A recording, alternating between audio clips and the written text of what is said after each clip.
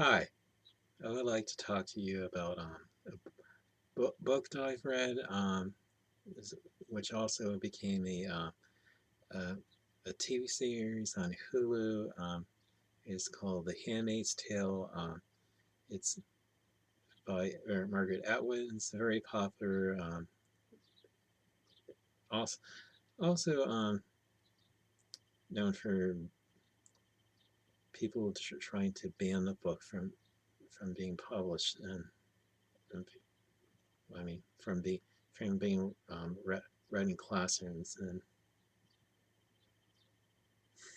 I mean, anyway, the story is about story takes place in the near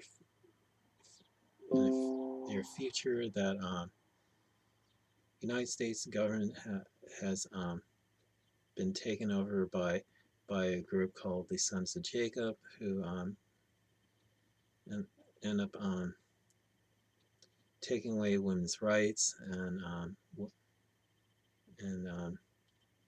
women are only permitted certain roles like um, like like some are wives, some are handmaids who are selected to bear chil- children for for some of the wives. So some are Mar- Marthas who are domestic workers. Some are aunts who are who train women to be handmaids and so, I mean some work in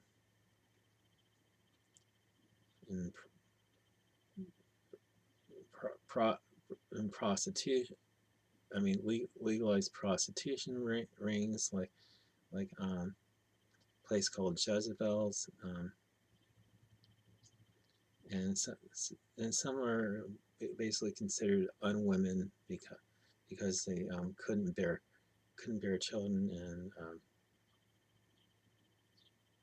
are sent to camps where they where clean I mean clean up nuclear waste and end up dying from radiation sickness. And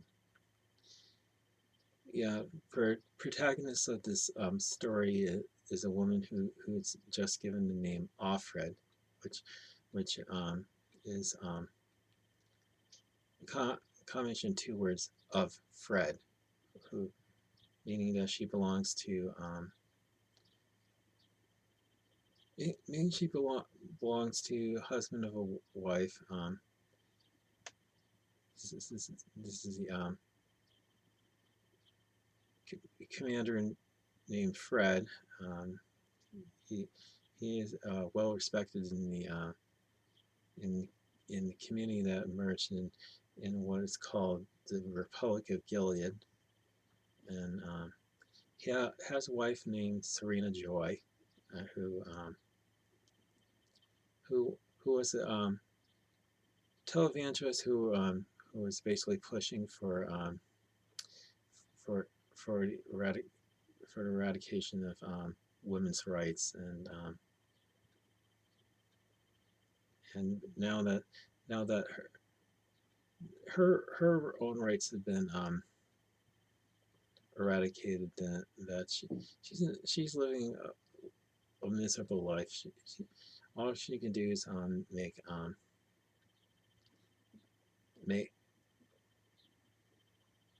all she can do is net, and and Alfred has been hired for the commander to bear him a child because Serena Troy couldn't bear a child. The the doctrine of Gilead is that women are considered what it's the women that are considered infertile and not the men, even though it's it's more of a possibility that that the men are the ones that are that are sterile, and uh, Alfred Alfred participates in what is called the ceremony, which is basically a ritualized form of impregnation by commander, and his wife participates in a sort I mean sort of a weird three-way ritual. I mean, it's basically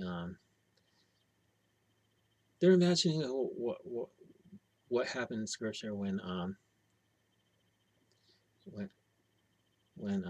like pe- people like Abraham and Jacob had had handmaids that that that they need to impregnate to have children, and and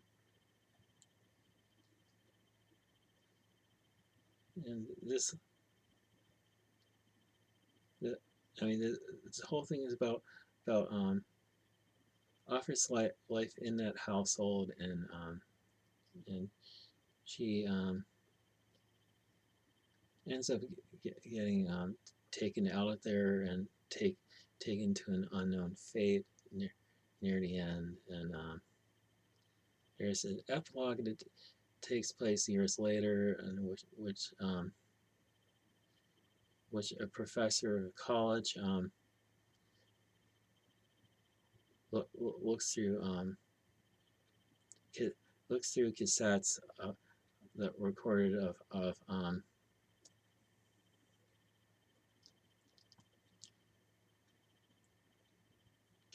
cassettes uh, uh, of what is called a Handmaid's Tale, and they have trouble um, determining the historicity of the verity of the tapes, the stories that are that were published through them. Basically, Alfred's tale is called into question, and it's in that future world that women do have rights again, and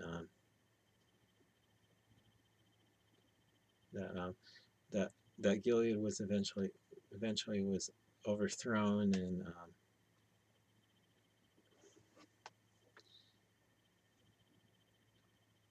it is followed by a sequel called The Testaments, which was published recently.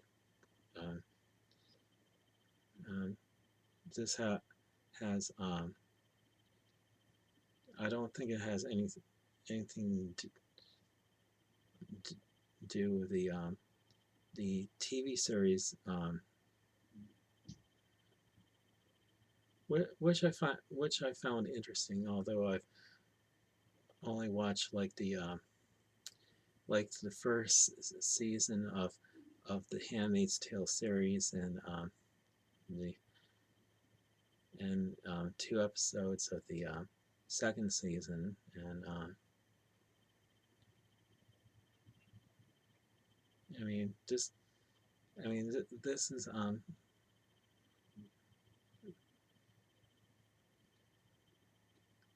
this is talking about religiously oppressive government. Wish we could see a whole lot more of in in this story than what we're given through the through through that single story.